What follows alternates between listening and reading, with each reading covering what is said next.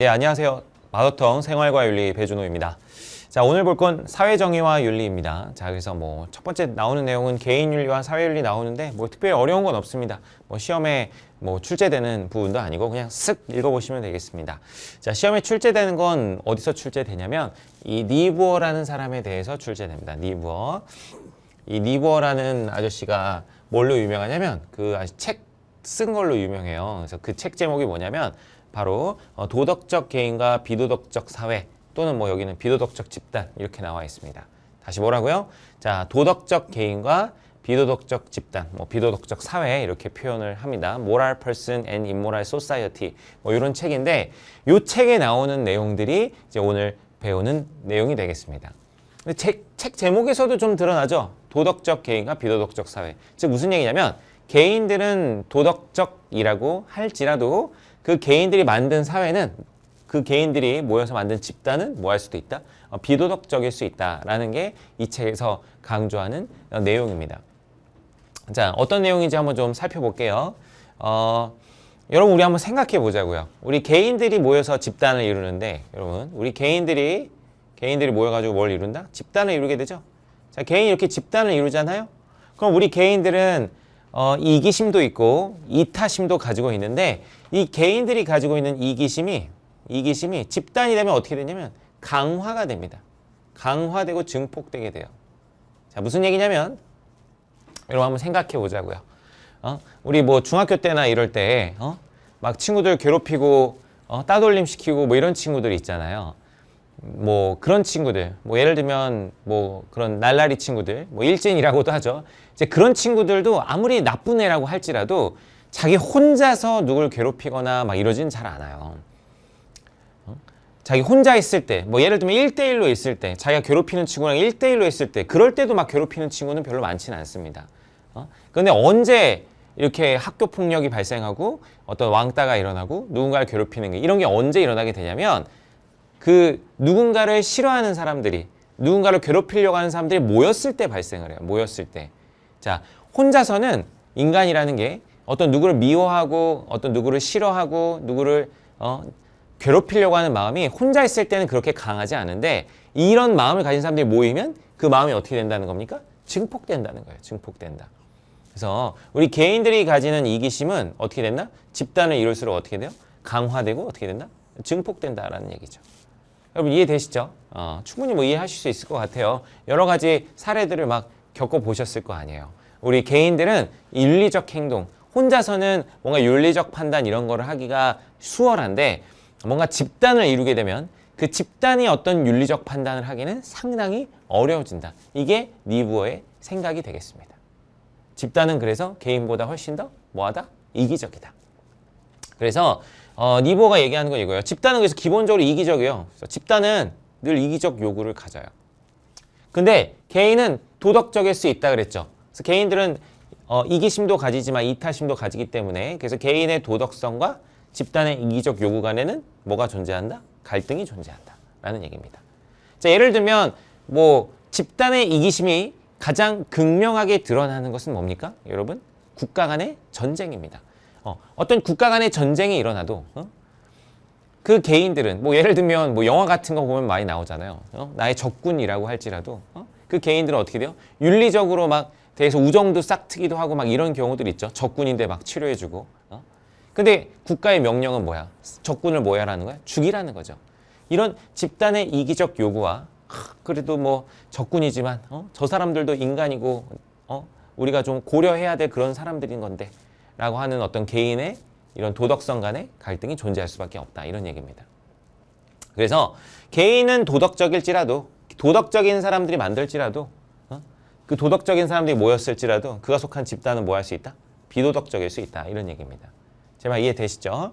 그래서 착한 사람들만 모였다고 해봐요. 착한 사람들만 모여서 어떤 사회, 어떤 집단을 만들었다고 하더라도 집단의 기본 속성은 이기적이기 때문에 개인이 도덕적이라고 하더라도 그가 속한 집단은 비도덕적일 수 있다. 이런 이야기입니다.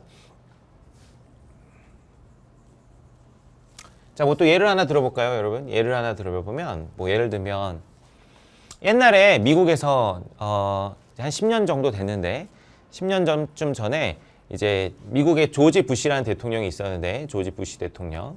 이거 그냥 설명을 드리는 거예요. 조지 부시 대통령이 있었는데, 이 조지 부시 대통령이 일으킨 전쟁이 뭐였어요? 이라크 전쟁이라고 있었습니다. 이라크 전쟁. 이라크 워라고 있었는데, 자, 이라크 전쟁을 일으킨 명목은 원래 뭐였냐면, 이라크에서 대량 살상 무기를 만들어 가지고 무차별 살상을 벌이려고 하고 있다. 뭐 이런 추측 때문에 전쟁을 이제 일으켰었는데, 막상 가보니까 뭐 대량 살상 무기는 뭐 있진 않았죠.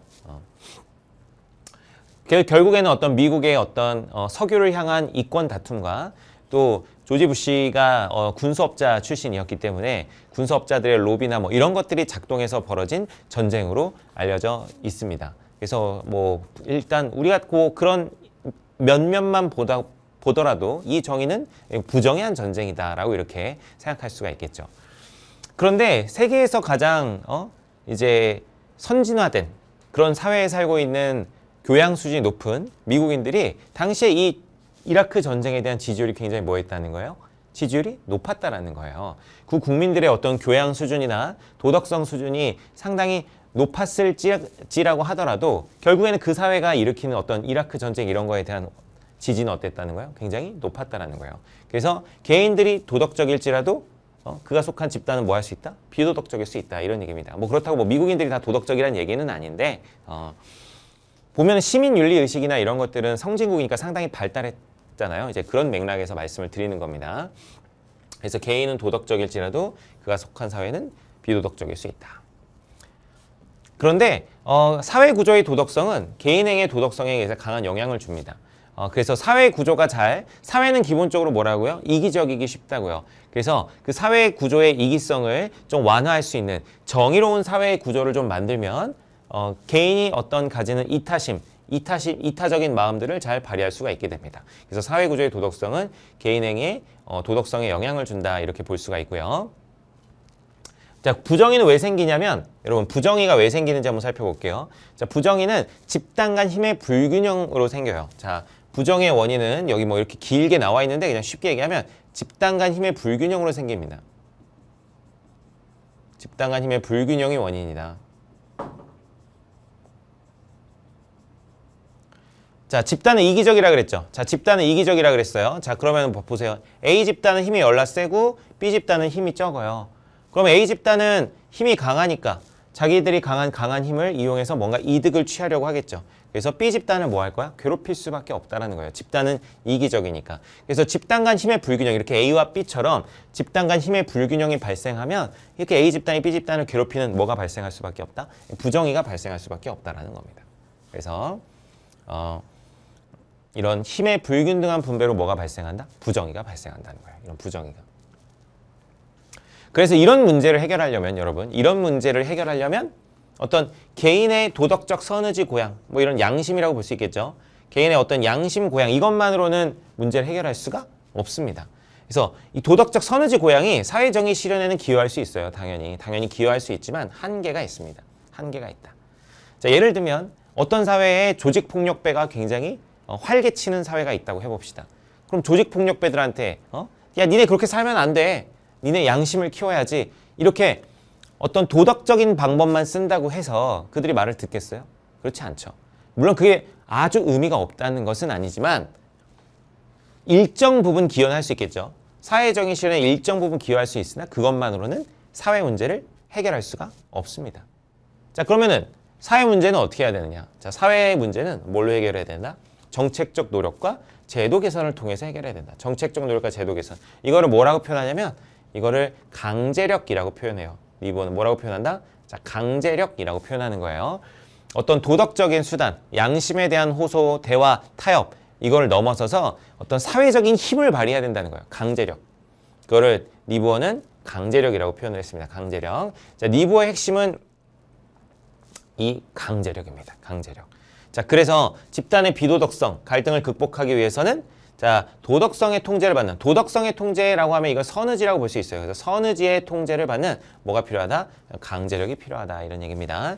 자, 왜 그러냐면, 자, 강제력이라는 것은 나쁜 사람이 있으면 한없이 나빠질 수가 있어요. 어떤 독재자나 자기만의 이득을 취하려고 하는 사람이 권력을 갖게 돼서 강제력을 사용하게 되면 자기 반대파들 탄압하는 데 쓰겠죠. 우리 인류 역사에 수많은 독재자들이 그랬던 것처럼. 그래서 이 강제력은 반드시 우리의 양심, 선의지, 도덕성의 통제를 받아야 된다는 얘기입니다. 그래서 강제력을 무제한적으로 쓰면 되겠어요? 안 되겠어요?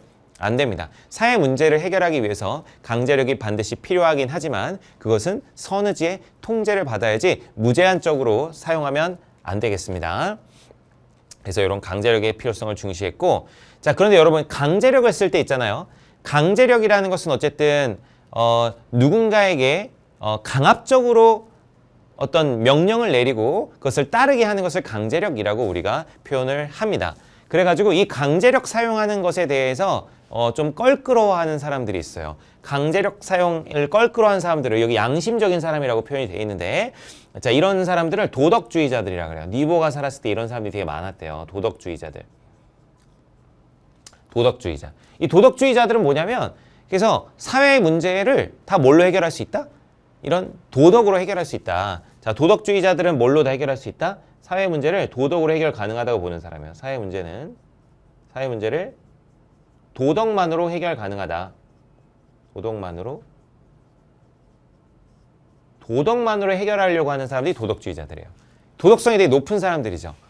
예를 들면 뭐 어떤 종교인들이나 이런 사람들 생각해 보자고요.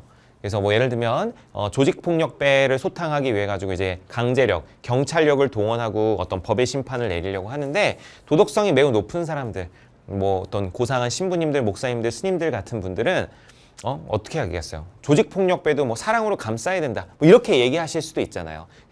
그래서 이런 사람들, 도덕이나 양심만 가지고 또 사회 문제가 충분히 해결될 수 있다고 얘기하는 사람들, 이런 사람들을 도덕주의자라고 해요. 자, 이런 양심적인 사람들은 그래서 강제력을 사용하는 걸 썩 좋아해요? 좋아하지 않아요? 썩 좋아하지 않아요. 그래서 이 사람들에게 도덕적 승인을 받기 어려울지라도, 이 강제력을 사용하는 건 이 사람들에게 도덕적 승인을 받기 어려울지라도 니보는 반드시 그것이 필요하다, 안 필요하다? 그것이 필요하다, 이렇게 보는 겁니다. 그래서 이 사람들에게 도덕적 승인을 받기 어려운 방법이라는 측면에서 강제력을 뭐라고 표현을 하냐면 비합리적 수단이다, 이렇게 표현하게 돼요. 비합리적 수단. 자, 왜 비합리적 수단이에요? 왜 비합리적 수단이냐면 어쨌든 강제력을 사용하게 되면은 그 강제력의 사용을 받는 사람에게 피해가 발생할 수 있겠죠. 그리고 또 이 도덕주의자들, 양심적인 사람들은 이 강제력을 쓰는 걸 동의하지 않아요. 그러니까 강제력을 사용하는 데 있어서 이 사람들을 설득하기가 어렵습니다. 이런 측면 때문에 강제력에는 비합리적인 측면도 분명히 있는 거예요. 그래서 뭐라고 표현한다고요? 비합리적 수단이라고 표현할 수도 있습니다. 하지만 이 비합리적 수단을 반드시 니보는 사용을 해야 된다, 안 해야 된다? 사회 문제를 해결하기 위해서는 반드시 사용해야 된다. 이렇게 얘기하는 게 니보의 주장입니다. 자, 그래서 비합리적 수단이란 이런 표현 좀 이제 잘 알아두시고요. 근데 도덕성의 통제는 또 받아야 되죠. 그래서 이 도덕성이라는 건 선의지라고 얘기할 수도 있고 합리성이라고 얘기할 수도 있어요. 그래서 강제력이라는 것은 도덕성의 통제를 받는, 선의지의 통제를 받는 무슨 수단이다? 비합리적 수단이다, 이렇게 얘기할 수도 있고요. 강제력은 뭐의 통제를 받아야 된다? 합리성의 통제를 받아야 된다, 이렇게 얘기할 수도 있습니다. 여러분 이거 헷갈리지 마셔야 될 게, 그래서 비합리적 수단이라는 것도 강제력을 나타내는 말이고 합리성의 통제를 받아야 된다, 이것도 강제력을 설명하는 거예요. 그래서 두 개가 결코 모순된 표현이 아니라는 거 잘 알아두시기 바랍니다. 자, 우리 교재엔 안 나와 있는 몇 가지 내용을 한번 좀 정리해 볼게요. 여기 뭐 9번까지 정리되어 있는데 뭐 몇 개만 좀 더 해보면 여기 플러스로 여기다 써볼까요? 자, 플러스로 자, 어떤 내용들을 좀 써볼 거냐면 이제 개인의 도덕적 이상이 있어요. 개인의 도덕적 이상. 개인의 도덕적 이상이 있을 수 있고, 자, 집단의 도덕적 이상이 있을 수 있어요. 사회라고 할까요? 어쨌든 사회, 집단의 도덕적 이상. 자, 개인의 도덕적 이상을 뭐라 그러냐면 개인의 최고의 이상은 이타심이에요. 이타심. 남을 위한 마음, 이타심. 여러분 사회는 근데 아까 사회는 이기심이 강하기 때문에 이타적일 수 없다 그랬죠. 사회의 도덕적 이상은 뭐다? 사회의 도덕적 이상은 정의라고 합니다. 정의. 그래서 여러분 보면 개인의 도덕적 이상과 그래서 집단, 사회의 도덕적 이상은 일치해요, 불일치해요? 불일치합니다. 개인은 뭐다? 이타심이고 사회 이상은 정의니까 그래서 이거 두 개는 불일치해요. 자, 불일치. 일치하진 않으나 자, 근데 불일치하나 자, 불일치하지만 어때요? 여러분 정의로운 사회일수록 개인들이 이타심을 발휘하기가 어떻겠어요? 좋아요. 그래서 이타심과 정의는 일치하는 것은 아니지만 서로 조화가 가능합니다. 상호 조화가 가능하다. 이거 반드시 기억을 해두시기 바랍니다. 자, 개인 도덕적 이상은 이타심이에요.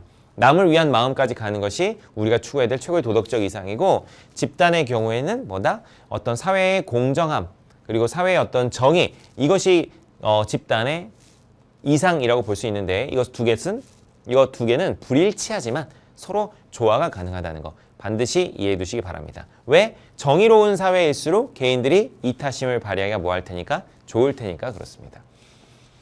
자, 한마디만 좀 더 해볼게요.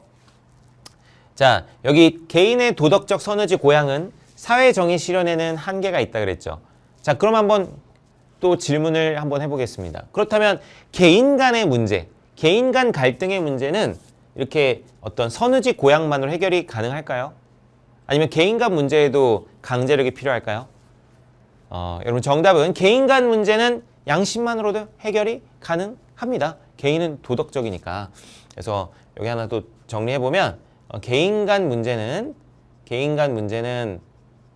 도덕적 방법으로만 해결 가능해요. 도덕적 방법만으로 해결 가능.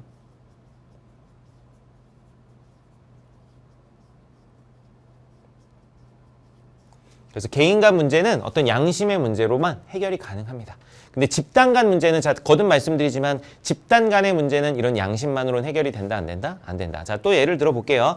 자, 우리가 친구들과 싸웠어. 친구들과 싸웠으면 그 둘이 화해하면 그 문제는 그냥 끝나는 거예요. 대화하고 야, 내가 잘못했어. 이렇게 하면 또 친구가 아니야, 내가 잘못했지 라고 하면서 금방 화해할 수 있습니다. 개인 간 문제는 이렇게 양심적이고 어떤 대화나 이런 도덕적인 방법으로 해결이 가능한데 집단 간의 문제는 그게 쉽지가 않아요. 예를 들면 우리나라, 일본이나 뭐 이렇게 북한하고 종종 갈등을 겪곤 하죠. 국가 간의 어떤 집단 간의 문제 같은 경우는 단순히 이렇게 도덕적 방법으로만 해결되지 않아요. 그래서 어떤 제도적인 게 필요하겠죠. 만나서 어떤 제도적인 협약을 맺는다든가 뭐 이런 것들이 필요할 겁니다. 자, 니부어의 사회윤리였습니다. 그래서 개인의 윤리관 문제 그리고 사회의 윤리적 문제 이런 것들에 분명히 차이가 있다는 것을 강조하는 것이 니부어의 사회윤리였습니다.